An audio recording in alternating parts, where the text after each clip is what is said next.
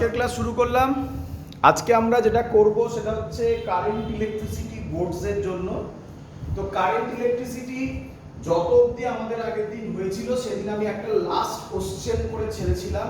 কোশ্চেনটা হচ্ছে যে যখন drift velocity 10⁻⁻4 metre per second, তাই তো এই রকম অর্ডারে হয় ড্রিফট ভেলোসিটি, তার মানে কি খুব স্মল ভেলোসিটি। কিন্তু আমরা বাড়িতে দেখেছি যখনই আমরা সুইচ অন করি বাল্বটায় কারেন্ট সাথে সাথে যায়, বাল্বটায় কারেন্ট সাথে সাথে যায়। তার মানে সহজ কথা, একে বলা হয় ইনস্ট্যান্টেনিয়াস কারেন্ট। যেই সুইচ অন করব সেই ইনস্ট্যান্টেই বাল্ব জ্বলে, যেই সুইচ অন করব সেই ইনস্ট্যান্টেই ফ্যান চলে। বুঝতে পারছো সবাই? আচ্ছা, তাহলে কোশ্চেন হচ্ছে কেন, এটা আমি আগের দিন পড়ে ছেড়েছিলাম। কেন? খুব ভালো কোশ্চেন যখন হয় তখন এই কোশ্চেনগুলোকে ফেলা হয়। আগে তো ফেলা হতো করোনার সময়, এই কয়েক বছর, এই 2 বছর সেরকম ভ্যারাইটি পাবে না। আগের দিকে এই রকম কোশ্চেন খুব করা হতো। তো শিখে নাও, খুব সহজ জিনিস। এর নাম কজ অফ ইনস্ট্যান্টেনিয়াস কারেন্ট। কি লিখেছি শোনো। Although the drift speed value লেখা আছে of electrons, শর্টে লেখা of electrons are very small, yet an electric bulb lights up as soon as we turn the switch on. এটাই ক্লোজ কোশ্চেন ছিল, তাই না? তাই তো কোশ্চেন করেছিলাম, যেই সুইচ অন করি বাল্বটা সাথে সাথে লাইট আপ করে, যদিও ড্রিফট ভেলোসিটি বা ড্রিফট স্পিড খুব কম। কোশ্চেন হচ্ছে কেন। তো আগে বুঝিয়ে নি, তারপর তোমরা লেখাটাকে আমি ধরে ধরে বোঝাবো। আগে বুঝিয়ে নি। দেখ, আমাকে বলো, ধরো এই আমার বাল্ব আছে, এটা বাল্ব, এটা বাল্ব, আর এটা হচ্ছে সুইচ। এখানে একটা সুইচ আছে, এটা battery, positive negative, positive negative positive. এটা একটা বাল্ব, এই ব্যাটারি। যেই আমি সুইচটাকে অন করব, এটাকে বলে অন করা। বুঝতে পারছো সবাই? দেখো, বোঝো, এগুলো রিপ্রেজেন্টেশন। এটা মানে হচ্ছে সুইচটা খোলা আছে, ওপেন আছে। সুইচ যদি খোলা থাকে বাল্বে লাইট জ্বলবে? জ্বলবে না। যেই সুইচটাকে আমি ক্লোজ করলাম, এইভাবে দেখানো হয়, সুইচটা ক্লোজ হলো, সাথে সাথে বাল্বে লাইট জ্বলছে। কেন জ্বলছে বোঝো। আচ্ছা, আমাকে বলো তো, এই যে জিনিসগুলো এঁকেছি, এটা এটা এটা এটা, এগুলো, এই যে জিনিসগুলো এঁকেছি, এগুলো সব কি? এগুলো সব কি? ওয়্যার, ওয়্যার তার, তাই না? ওয়্যার মানে আমি বলতে পারি এগুলো হচ্ছে কন্ডাক্টর। কি রে? ওয়্যার মানে এগুলো হচ্ছে কন্ডাক্টর। তো আগের দিন আমরা পড়েছিলাম, দেখো ভালো করে, এই হলো আমার কন্ডাক্টর। এই ওয়্যারটাকে আমি যদি বড় করে আঁকি তাহলে এরকম জিনিস। এর মধ্যে, ভালো করে শুনবে, সব বোঝানো, এর মধ্যে নরমাল অবস্থায় সুইচ অন হয়নি তখন কি আছে? Very good. একটা দুটো ফ্রি ইলেকট্রন না প্রচুর ফ্রি ইলেকট্রন? প্রচুর ফ্রি ইলেকট্রন। তাহলে এর মধ্যে অলরেডি বসে আছে huge number of free electrons. Clear? Clear? যেই তুমি এখানে সুইচ অন করলে সাথে সাথে এই ব্যাটারিটা কানেক্ট হয়ে গেল। কি? আর আমি শিখিয়েছিলাম ব্যাটারি কানেক্ট হওয়া মানে ইলেকট্রিক ফিল্ড তৈরি হওয়া, একই নয়?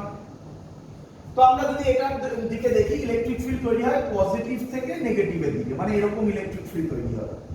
তাহলে এখানে ইলেকট্রিক ফিল্ড আমি ধরছি, জাস্ট একটা রাফ ডাইরেকশন ধরছি, এদিকে ইলেকট্রিক ফিল্ড, এই ইলেকট্রিক ফিল্ডটা ইনস্ট্যান্টলি পুরো কন্ডাক্টরে ছড়িয়ে পড়ে, ইনস্ট্যান্টলি। এটা লাইটের স্পিডে হয়। কিসের স্পিডে হয় বাবা? বলো। লাইটের স্পিডে ইলেকট্রিক ফিল্ড পুরো কন্ডাক্টরে সেটআপ হয়ে যায়। সেটআপ মানে বুঝতে পেরেছো? পুরো কন্ডাক্টরে ইলেকট্রিক ফিল্ড চলে আসে সাথে সাথে। যে ইলেকট্রিক ফিল্ড চলে এলো, তোমরা জানো ইলেকট্রনের উপর একটা ফোর্স তৈরি হবে, আগের দিন করে দেখিয়েছিলাম। সেই ফোর্সটার জন্য ও যে ভেলোসিটি পাবে, যে অ্যাভারেজ ভেলোসিটি পাবে, ভেলোসিটি তো প্রত্যেকের আলাদা আলাদা হয়, যে অ্যাভারেজ ভেলোসিটি পাবে তার নাম ড্রিফট ভেলোসিটি। তো ইলেকট্রন তো পুরো কন্ডাক্টরে ছড়ানো, তো যে ইলেকট্রিক ফিল্ড তৈরি হলো অমনি এই ইলেকট্রনটা, কথার কথা বলছি, এই ইলেকট্রন, এই ইলেকট্রন, এই ইলেকট্রন, এগুলো সব এদিকে। কেন? ইলেকট্রন, ইলেকট্রিক ফিল্ড যেদিকে, ইলেকট্রন তার উল্টো দিকে যায়। এই ইলেকট্রনগুলো ভিডিতে মুভ করলো। আর ভাবো এখানেই বাল্ব আছে, তো সাথে সাথে বাল্ব জ্বলে উঠলো। বলো বুঝলে কিনা?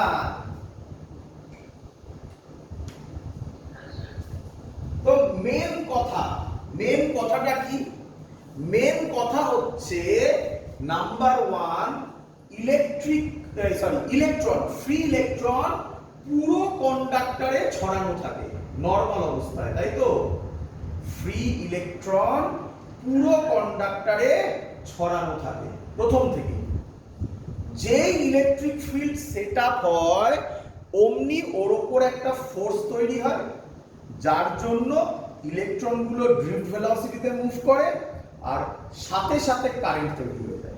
ইলেকট্রন মুভ করা মানেই কারেন্ট তৈরি হয়, আর সাথে সাথে বাল্ব জ্বলে ওঠে। এখানে বোঝো এবারে, এখানে বোঝো এবারে। দেখো মানে পুরো কন্ডাক্টরে, বুঝতে পারছো কন্ডাক্টর কত ছোট করে এঁকেছি? পুরো কন্ডাক্টরে সব কি আছে?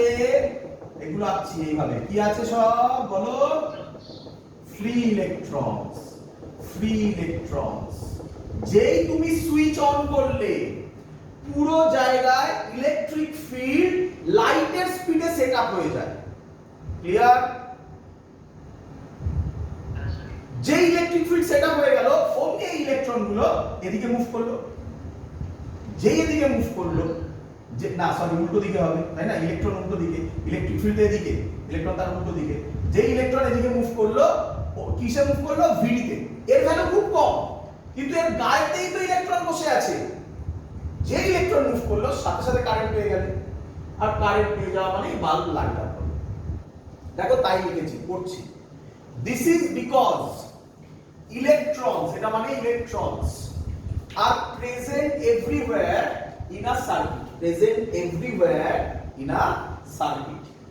When a switch is on, electric field is set up throughout the circuit almost with the speed of light.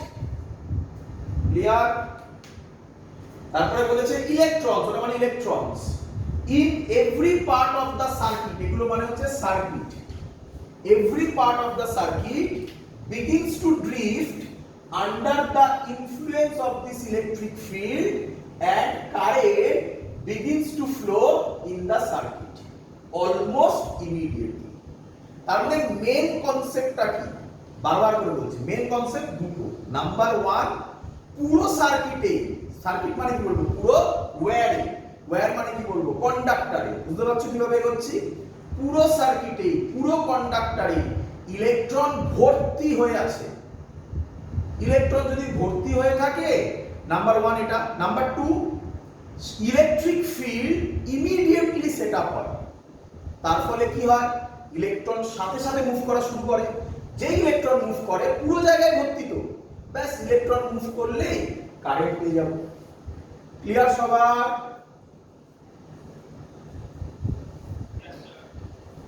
যাদের এখনো বুঝতে প্রবলেম হচ্ছে, যেহেতু অনেকে এখানে এটা ইউটিউবে দেখবে, তাদের জন্য আরো একটা ভালো এক্সাম্পল বলি, আরো একটা ভালো এক্সাম্পল বলি। ভালো করে শুনবে, ভালো করে শুনবে। ধরো এইখানে একটা কন্ডাক্টর, ভাবো এরকম ভাবে আঁকলাম একটা কন্ডাক্টর। আচ্ছা এরকম ভাবে আঁকলাম। যদি পুরো ওয়্যারে ইলেকট্রন ভর্তি না থাকতো, ধরো ইলেকট্রন এখানে আছে, আমার বাল্বটা লাগানো আছে এখানে, এখানে বাল্ব আছে, তাহলে এই ইলেকট্রনটা যখন এখানে যেত তখনই তো বাল্বটা জ্বলতো।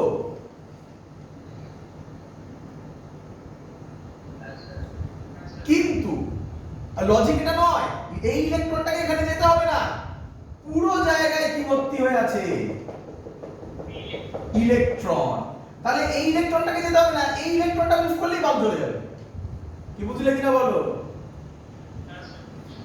অনেকটা পাইপের মধ্য দিয়ে জল ফ্লো করার মতো, পাইপের মধ্য দিয়ে জল ফ্লো করার মতো। দেখো, যদি যদি পাইপে এইখানে জল থাকে আর এখান থেকে জল বেরোবে, তাহলে কি যখন তুমি প্রেসার দেবে এই জলটা যতক্ষণ না এখানে পৌঁছচ্ছে ততক্ষণ জল বেরোবে না?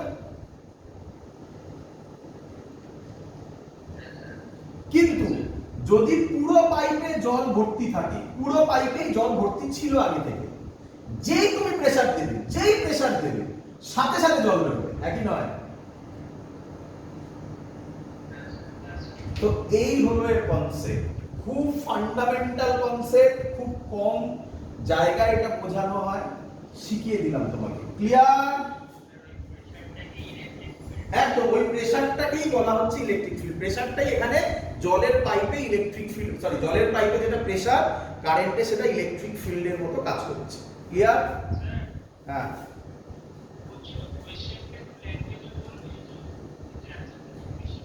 একদম উপরে লেখা আছে কোশ্চেনটা, although the drift speed of electrons are very small, yet an electric bulb lights up as soon as we turn the switch on.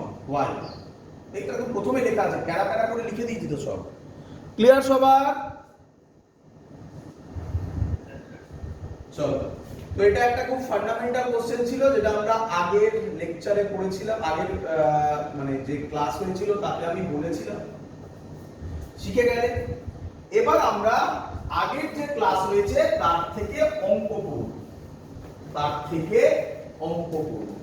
যা যা অঙ্ক করছি তার মধ্যে সব অঙ্ক ইম্পর্টেন্ট, সব অঙ্ক ইম্পর্টেন্ট, বোর্ডসের রেসপেক্টে ইম্পর্টেন্ট, জয়েন্ট নিটের রেসপেক্টেও ইম্পর্টেন্ট। তো আগে স্যার একটু ফর্মুলাগুলো মনে করিয়ে দিই, ভুলে গেছি ফর্মুলাগুলো, তো মনে করিয়ে দিচ্ছি। যাদের যাদের ডাউট আছে স্যার ফর্মুলা কোথা থেকে এলো, আগের দিনের লেকচার দেখো, পরিষ্কার পেয়ে যাবে। তো কি কি ফর্মুলা ছিল? প্রথম ফর্মুলা, যত আছে সব লিখছি, আজকে সব ফর্মুলা ইউজ হবে না, কিছু বেসিক ফর্মুলা ইউজ হবে, কিন্তু সব লিখে দিচ্ছি। আচ্ছা, আগে প্রথমে ইম্পর্টেন্ট ফর্মুলাগুলো লিখে দিই, মেইন যেগুলো দিয়ে কাজ হবে।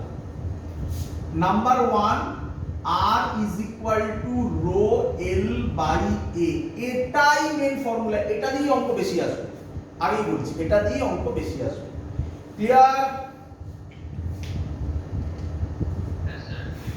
আচ্ছা, এবার next formula, next formula, formula ছিল রো এর ফর্মুলা ছিল m by n square tau average. Tau average আর দেয় না, ফর্মুলা লেখার সময় ডাইরেক্ট টাউ লিখে দেয়, টাউ মানেই টাউ অ্যাভারেজ। ক্লিয়ার? চলো, একটু আমাকে বলবে, আমি যখন পড়িয়েছিলাম তখন এটা এম ই নিয়েছিলাম, তাই না? তো অনেক জায়গাতে এম ই আর লেখা হবে না, এম মানে কি বোঝানো হচ্ছে? মাস অফ ইলেকট্রন। দেখি এটা কে বলতে পারে পরেরটা, এনটা কি? একদম, number of electrons per unit volume. এখান থেকে একটা অঙ্ক আসবে, সহজ অঙ্ক, এখান থেকে একটা সহজ অঙ্ক আসবে। নাম্বার 3, ওহমস ল এর formula V is equal to, আশা করি মনে আছে, m by n square tau, tau যা, টাউ এভারেজ তাই, m মানে মাস অফ ইলেকট্রন, সেগুলো লিখছি না, আগের দিন আমরা ওইভাবে করেছিলাম, এখন আমি তাড়াতাড়ি এইভাবে লিখবো, পরীক্ষার সময় এইভাবেই লিখবে তোমরা, ডিরাইভেশন তো আলাদা করে মনে রাখবে, L by A into I। Clear সবার?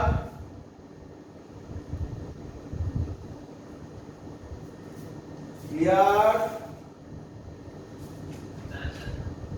আচ্ছা, নেক্সট ফর্মুলা ছিল 4 নম্বর I is equal to NEAVD। Clear সবার? আচ্ছা 5 নম্বর ভিডি ছিল এ টাও। এগুলো কম লাগবে এবারে, জাস্ট বলে রাখছি এ টাও। অথবা ছিল, আশা করি অনেকের মনে আছে, দেখি, small e v by m l টাও। মনে করতে সবার?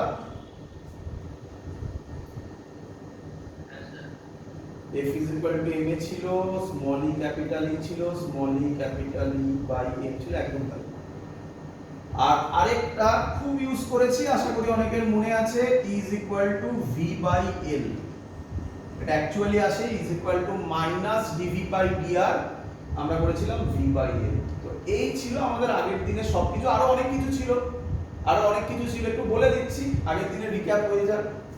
আরো অনেক কিছু ছিল। 7 নম্বর ছিল হচ্ছে গিয়ে রেজিস্টিভিটি করেছি, তাহলে কন্ডাক্টিভিটি 1 বাই রো। কন্ডাক্টিভিটি সিগমাকে কি বলে বলো? কন্ডাক্টিভিটি। ঠিক লিখলাম কি? রো ছিল, রো দিয়েছিলাম আগের দিন, দেখে নাও তো একটু। হ্যাঁ, রোই দিয়েছিলাম, এই সিগমাই দিয়েছিলাম। Conductivity, conductivity. তো এই জিনিস। আর তো আরেকটা ছিল current density I by A। আরেকটা ছিল মনে করে vector form of ohm's law. কি ছিল? Vector form of ohm's law ছিল J vector is equal to sigma. তো এই হলো ফর্মুলা। সব কিছু আমরা আগের দিন করেছি। আশা করছি আর কোনো ফর্মুলা এক্সট্রা করিনি। এই ছিল মানে এগুলো মেইনলি আমার এখান থেকে অঙ্ক আসবে, এখান থেকে অঙ্ক আসবে, এখান থেকে অঙ্ক আসবে, এখান থেকে অঙ্ক আসবে, ব্যাস আর লাগে। ক্লিয়ার সবার?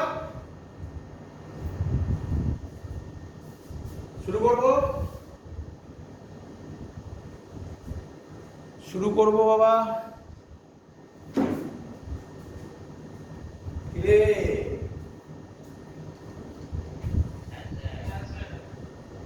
চল, তো প্রথম ইয়ারের কোশ্চেন দিয়ে শুরু করছি।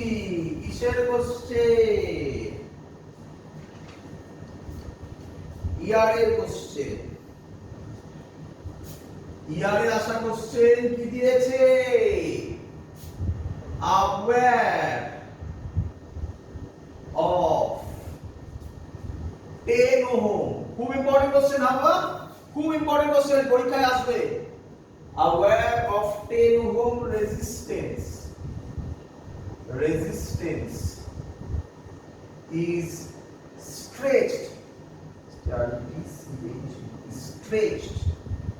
to thrice its original length,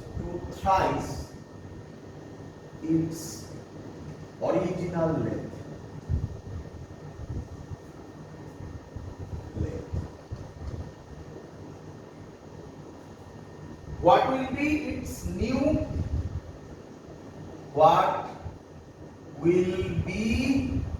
its new number 1 resistivity, number 2 resistance। Question clear? বলবো? ভালো করে শোনো, ভালো করে শোনো। আগের দিন পর বলি, aware of 10 ohm resistance is stretched to thrice মানে 3 times, its original length। What will be its new? Number 1 resistivity, number 2 resistance। Clear বাবা? চলো, তো প্রথম কোশ্চেন ছিল তাহলে রেজিস্ট্যান্সটা ওয়্যারটা এরকম, একে কিসে বাড়িয়েছি? কত টাইমস বাড়িয়েছি?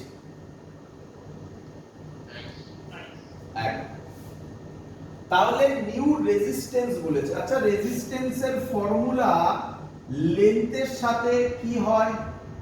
এটা হয়, মনে আছে? আচ্ছা, শুনবে ভালো।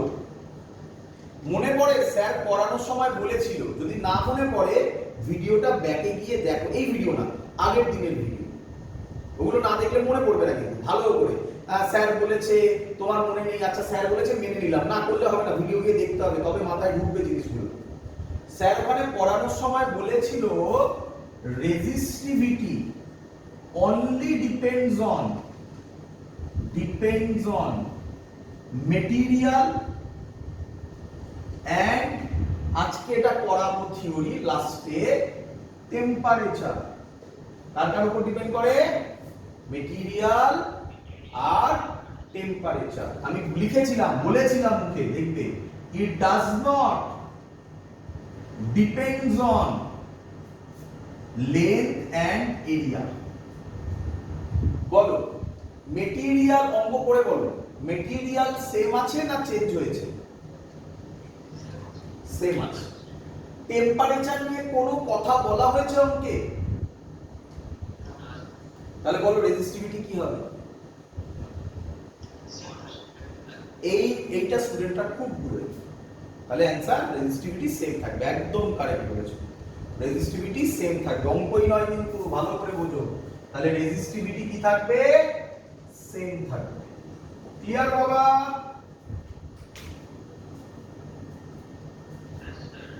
আচ্ছা, তাহলে এবার কে পড়ে থাকলো?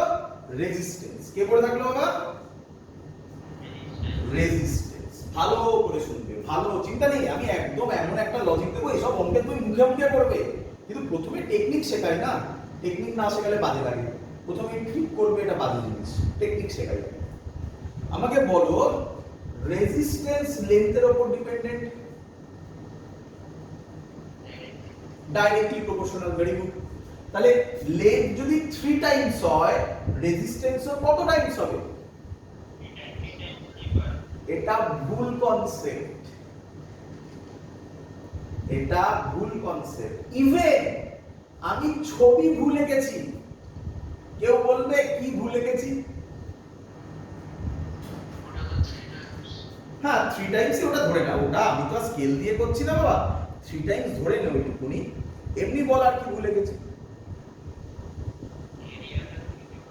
Very good. হ্যাঁ, ফিল কর, একটা ওয়্যার, তাকে লেন্থ যদি বাড়াস, তার এরিয়া কি কনস্ট্যান্ট থাকবে? হ্যাঁ, এরিয়া কি করে বাড়বে?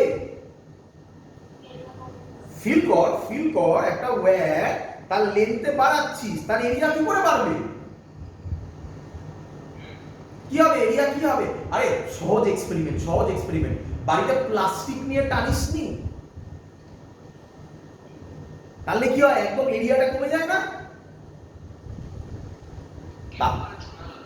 বললাম প্লাস্টিক, বাড়িতে প্লাস্টিক নিয়ে একটু টেনে দেখ না, প্লাস্টিক নিয়ে টান, দেখ এরিয়া কমে যাবে, তাই না? তাহলে ছবিটা এরকম নয়, এটা তো দেখে মনে হচ্ছে এরিয়া সেম, ছবিটা এরকম। কি বাবা, এবার বুঝলে? তাহলে এল কে ভাবলে হবে, এও তো আছে। তো আমি এই অঙ্ক সলভ করাবো না, বাজে, এই অঙ্ক সলভ করানোর কোনো মানে হয় না। আমি তোমাকে থিওরি শিখিয়ে দিই। কি শিখিয়ে দিই? থিওরি। স্যার থিওরি মানে কি স্যার? বোঝো, দেখো। আচ্ছা সবার ক্লিয়ার? তাহলে আমি কি অঙ্ক করছি শোনো, length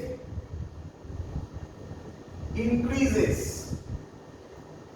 by n times, এটা করব, এটা থিওরি, এটা বুঝতে পারছিস? চলো, তাহলে এসব ভুলে যাও, এই অঙ্ক ভুলে যাও, এই অঙ্ক মাথা থেকে হটাও। এর রেজিস্ট্যান্স ছিল কত? আর ইনিশিয়াল রেজিস্ট্যান্স, অঙ্ক ছাড়ো, চলে আসো এখানে। ইনিশিয়াল রেজিস্ট্যান্স ছিল আর, লেন্থ বাড়ানো হয়েছে n টাইমস, তাহলে রেজিস্ট্যান্স কত হবে? নিউ রেজিস্ট্যান্স কত হবে? এই হলো আমার থিওরি। ক্লিয়ার? আচ্ছা দাঁড়াও, আটকে গেছে। তাহলে থিওরি হচ্ছে ইনিশিয়াল রেজিস্ট্যান্স ছিল আর, length increases by n times. তো কিভাবে করছি দেখো, থিওরি একবার শিখে নাও, তারপর তো একটা ফর্মুলা পেয়ে যাবে, অঙ্ক মুখে মুখে হবে। দেখো ধরছি initial length al, initial area a, initial বলো ফাইনাল লেন্থ, ধরছি final length l dash, final area a dash. আগে বলো সবাই এটা বুঝতে পেরেছো কি না যে লেন্থ বাড়লে এরিয়া কমবে, তাহলে এত সহজে অঙ্কটা হবে না, তাই না? তো আমি এটা ধরে নিলাম। আচ্ছা আমাকে বলো তো ভালো করে দেখো, এই আমার কাছে পেনটা আছে, পেনটাকে ওয়্যার ভেবে না, এই ওয়্যারটাকে টেনে যদি আমি বাড়াই তার লেন্থ বাড়বে বা থিকনেস কমবে। কোন জিনিসটা চেঞ্জ হয় না বলো তো? মেটেরিয়াল চেঞ্জ হয় না, নিঃসন্দেহে একদম কারেক্ট। আমি মেটেরিয়াল দিয়ে বলছি না, ওটা তো রেজিস্টিভিটিতে হয়ে গেছে। অ্যানসার ভলিউম চেঞ্জ হয় না। কে চেঞ্জ হয় না? ভলিউম। আমি তো আলাদা করে বাইরে থেকে কোথাও মেটেরিয়াল দিচ্ছি না এর মধ্যে, তাহলে ভলিউম চেঞ্জ হয় না। বলো ক্লিয়ার কি না? আচ্ছা তাহলে আমাকে বলো ইনিশিয়ালি লেন্থ l ছিল, এরিয়া a ছিল, তাহলে ভলিউম কত ছিল ইনিশিয়ালি বাবা? Very good, a into l। Final length l dash ছিল, এরিয়া a ড্যাশ ছিল, তাহলে বাবা ভলিউম কি হবে বাবা? একদম a ড্যাশ l ড্যাশ। কি লজিক শিখলে এক্ষুনি? ইনিশিয়াল ভলিউম আর ফাইনাল ভলিউম কি হয়? সেম হয়। তাহলে এই হলো আমার ইকুয়েশন। ক্লিয়ার বাবা? সব জিনিস কিছু নেই। আমাকে এখান থেকে বলো l ড্যাশ বাই l কত হবে? l ড্যাশ বাই l কত হবে বলো? a by a dash. আচ্ছা এবার ওই দিকে তাকাও, ইনিশিয়াল লেন্থ l ছিল, ফাইনাল লেন্থ l ড্যাশ, বলেছে length increases by n times. তাহলে আমি কি বলতে পারি, এখানে লিখি, হ্যাঁ বাবা এখানে লিখি, আমি কি বলতে পারি final length is equal to n times initial length?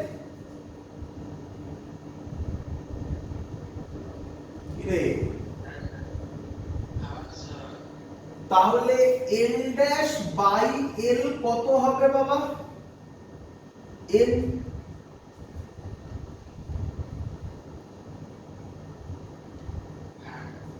তাহলে l dash by l, a by a dash পেয়েছি, এটা m। কিরে কিরে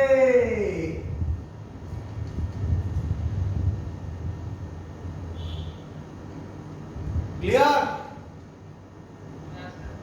আচ্ছা রেজিস্ট্যান্সের ফর্মুলা, এটা মুছে দিলাম, এই সাইডটা মুছে দিলাম। রেজিস্ট্যান্সের ফর্মুলা আমরা কি শিখেছি? R is equal to rho L by A। এটা তাহলে old resistance, initial resistance, new resistance, final resistance R dash হবে, রো সেম থাকবে না চেঞ্জ হবে?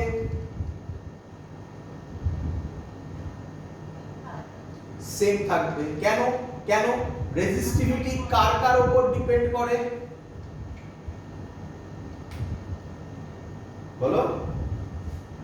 রেজিস্টিভিটি কার কার উপর ডিপেন্ড করে? টেম্পারেচার আর মেটেরিয়াল। এখানে টেম্পারেচার মেটেরিয়ালের কোনো গল্প নেই, টেম্পারেচার মেটেরিয়ালের আলাদা অঙ্ক হয়, আমরা করব সেটাও। ক্লিয়ার? তাহলে রো সেম থাকবে, এলটা এল ড্যাশ হবে, এটা a ড্যাশ হবে। আমি লিখতে পারি r ড্যাশ বাই r, এটার সাথে এটাকে ডিভাইড করছি, রো রো কেটে যাবে, কি পড়ে থাকবে? l dash by l into একেবারে করছি into a by a dash. ঠিক করেছি বাবা?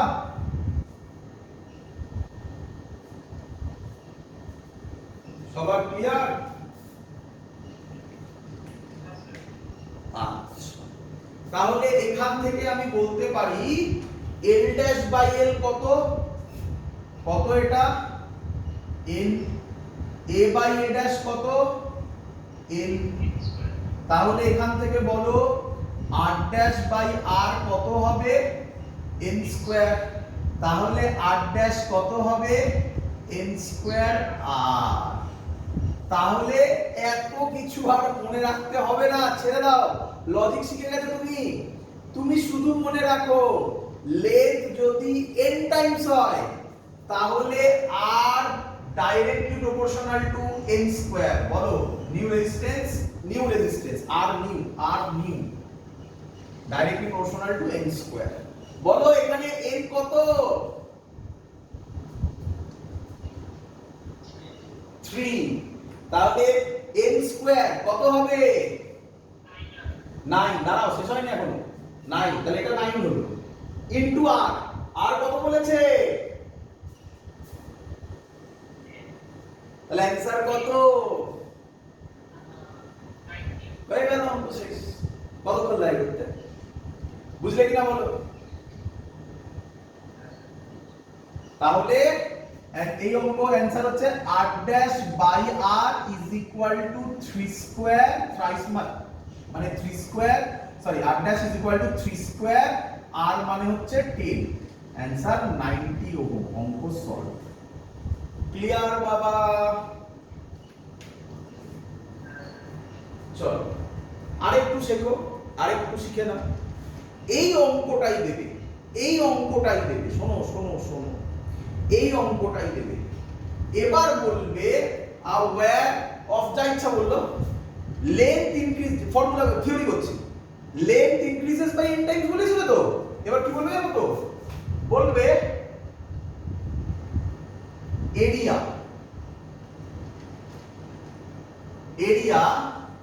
increases by n times। Increase বলবে, ডিক্রিজ বলবে, সেটা যা ইচ্ছা বলতে পারে, বাই n টাইমস। বলো বুঝলে কিনা? তাহলে অ্যানসার হবে, শুনে নাও, তাহলে অ্যানসার হবে r new 1 by n square, directly proportional to 1 by n square. আর অ্যাকচুয়াল যদি করো r new is equal to r by n square. This is the answer. আবার একই কথা তোমাদের, স্যার করে দেখান। দেখাবো করে?